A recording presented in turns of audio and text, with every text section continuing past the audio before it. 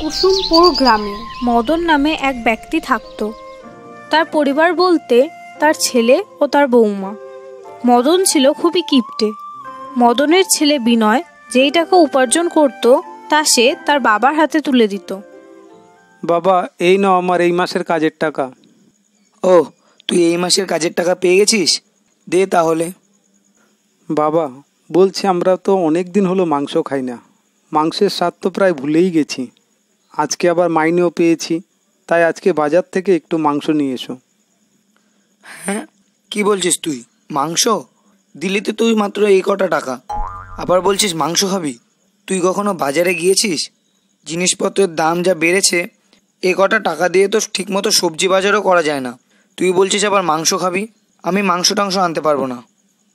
এই কথা শুনে বিনয় খুবই মন খারাপ করে ঘরে চলে গেল। কি হয়েছে তোমার? মন খারাপ করে দাঁড়িয়ে আছো কেন? মন খারাপ করব না তো কি করব বলো? কতদিন হলো মাংস খাই না। আজকে বাবাকে একটু বললাম মাংস নিয়ে আসতে। আজকে আবার মাইনেও পেয়েছি, তার জন্য বাবা আমাকে কতগুলো কথা শুনিয়ে দিল। হ্যাঁ, তুমি ঠিকই বলেছ। বাবাকে একটু ভালো বাজার করার কথা বললেই বাবা চেঁচামেচি করতে থাকে। এই বাড়িতে বিয়ে হয়ে আসার পর থেকে একটু ভালো কিছু খেতেও পারিনি। সেই তো বাবা প্রতিদিন বাজারে গিয়ে কম দামে ঝিঙে পটল নিয়ে আসে।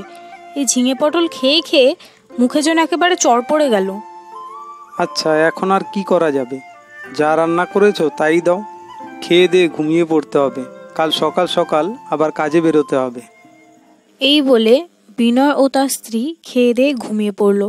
পরের দিন সকালে বিনয় রোজকার দিনের মতো কাজে বেরিয়ে পড়ল এবং তার স্ত্রী বাড়ির সমস্ত কাজ করতে থাকে। হঠাৎ তখনই তাদের বাড়িতে রাজু আসলো।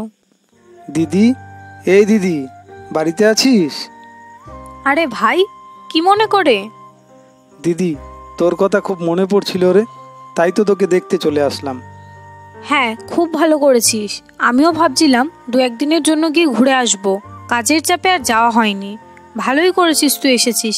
আচ্ছা, এসব কথা ছাড়, তুই এখন ভেতরে আয়। এই বলে আশা তার ভাইকে ভেতরে নিয়ে গেল। আরে রাজু, কেমন আছো? আমি ভালো আছি, আপনি কেমন আছেন? হ্যাঁ, আমিও ভালো আছি। তোমাদের বাড়ির সবাই কেমন আছে? বাড়ির সবাইও ভালো আছে। তাহলে চলে এসেছো যখন, দুপুরের খাওয়া দাওয়াটা করেই যেও।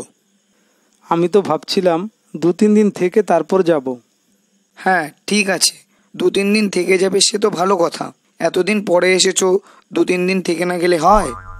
আচ্ছা ঠিক আছে রাজু, তুই এখন ঘরে গিয়ে বস, আমি এক্ষুনি আসছি। বাবা, আজ একটু বাজার নিয়ে আসুন। কেন, আজ আবার কিসের বাজার? কালই তো কতগুলো টাকার বাজার করে নিয়ে আসলাম।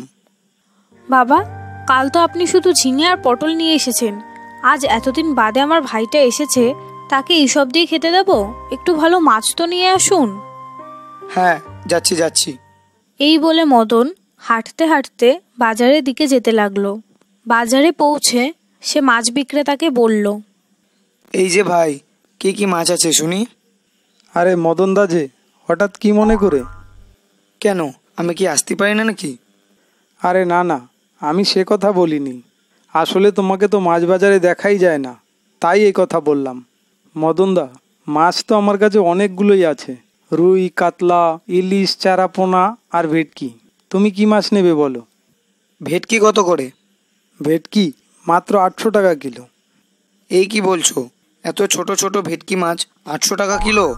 এই তো 2 দিন আগে ভোলা বিক্রি করছিল 300 টাকা করে, আর তুমি কি বলছো 800 টাকা করে? এ কি বলছো? এই বাজারে সব থেকে কম দামে মাছ আমি বিক্রি করি। তুমি যদি কম দামে মাছ নিতে চাও তাহলে তুমি পোনা মাছ নিয়ে যাও। পোনা মাছ মাত্র 100 টাকা কিলো। তাহলে তুমি আমাকে 500 গ্রাম পোনা মাছই দিয়ে দাও। এই নাও তোমার টাকা। এ কি, তোমার তো 500 গ্রামের দাম 50 টাকা হয়, তুমি আমাকে 30 টাকা দিচ্ছ কেন? দিচ্ছ তো এই ছোটো ছোটো পোনা মাছ, তারপর আবার 50 টাকা বলছো? 30 টাকাই রাখো। তোমার মতো দুটো খরিদ্দার যদি আমার দোকানে আসে তাহলে তো আমার ব্যবসা লাটে উঠে যাবে। হ্যাঁ হ্যাঁ, এত দাম দিয়ে মাছ বিক্রি করলে তোমার ব্যবসা এমনিতেই লাটে উঠে যাবে। এই বলে মদন মাছ নিয়ে বাড়িতে ফিরল। বৌমা, বাজার নিয়ে এসেছি, এ নাও ব্যাগটা ধরো। বাবা, কি মাছ এনেছেন? মাছের গন্ধে তো পুরো বাড়ি ছেয়ে গেছে। পোনা মাছ এনেছি, পোনা মাছ। আজ ভালো করে একটু পোনা মাছের ঝাল রান্না করো। মাছ তো পুরো পচে গেছে, আমি এই পচা মাছের ঝাল রান্না করব কি করে? আপনি কি বাজারে গিয়ে আর অন্য কোনো মাছ পাননি? এই পচা মাছগুলোই নিয়ে আসতে হলো? বৌমা মাছ খাবে, তাতে মাছের একটু গন্ধ হবে না? যাও যাও, রান্না বসাও, আমি একটু ঘুরে আসছি। এই বলে বিনয়ের বাবা ঘুরতে চলে গেল এবং বিনয়ের স্ত্রী রান্না করতে চলে গেল।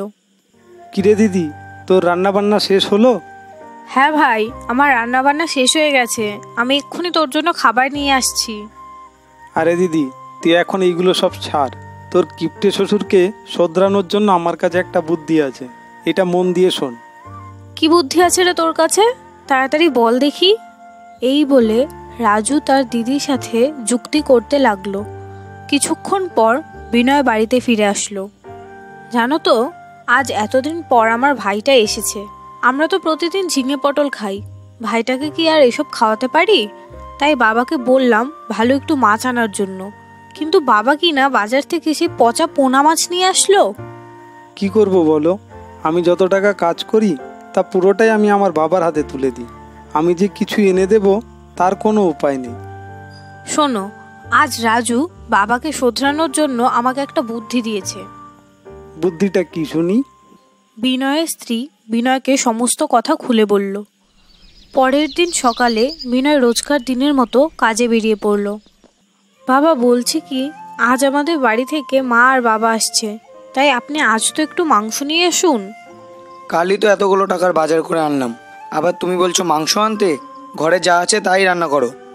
বাবা, আজ যদি আপনি একটু ভালো বাজার না করেন, তাহলে আমার বাবা মায়ের কাছে আপনার সম্মানটুকু কি থাকে? আজ ভাই আসবে, কাল বাবা মা আসবে, এরকম করে আমার টাকাগুলো সব ধ্বংস করা। আমি কি টাকার গাছ লাগিয়ে রেখেছি নাকি? কি আর করা যাবে, দাও তাহলে বাজারের ব্যাগটা। এই বলে মদন বাজারের দিকে যেতে লাগলো। বাজারে পৌঁছে সে মাংস কিনে বাড়িতে ফিরে আসলো। বৌমা, এ নাও বাজারের ব্যাগটা, ব্যাগটা ধরো, আজ মাংস নিয়ে এসেছি। বাবা, আপনি কি সত্যি সত্যি মাংস নিয়ে এসেছেন নাকি? কেন, বিশ্বাস হচ্ছে না নাকি? নিজেই দেখো। আচ্ছা বাবা, আমি রান্নাটা বসিয়ে দিই, না হলে আবার রান্নার দেরি হয়ে যাবে। এই বলে বিনয়ের স্ত্রী রান্না করতে চলে গেল এবং কিছুক্ষণ পর বিনয় বাড়িতে ফিরে আসলো। বৌমা, এ তো দুপুর গড়িয়ে বিকেল হতে লাগলো, তোমার বাবা মা এখনো আসেনি? না না বাবা, তাতে আসতে একটু দেরি হবে, আপনি বরং খেয়ে নিন। ঠিক আছে বৌমা, আমারও খুব খিদে পেয়েছে, তুমি বরং আমাকে আর বিনয়কে খেতে দাও। আচ্ছা বাবা, আমি এক্ষুনি খাবার নিয়ে আসছি। এই বলে বিনয়ের স্ত্রী খাবার নিয়ে আসলো এবং তাদের খেতে দিল। আরে বাহ, মাংসের গন্ধটা তো বেশ ভালোই বেরিয়েছে। বৌমা, আমি তো এতগুলো মাংস আনলাম, তুমি তো আমাকে শুধু ঝোল আর আলু দিয়ে খেতে দিলে, মাংস কোথায়? বাবা, আমি ভেবে দেখলাম তুমি এতগুলো টাকার মাংস এনেছো, সবগুলো মাংস যদি আজই খেয়ে নিই তাহলে কালকে কি খাবো? তাই আজ ঝোল আর আলু দিয়ে খেয়ে নিই। হ্যাঁ হ্যাঁ, আমি বুঝতে পেরেছি, আমি আর কখনো এমন করব না। কি গো, মাংসগুলো নিয়ে এসো, আজ সবাই মিলে জমিয়ে খাবো।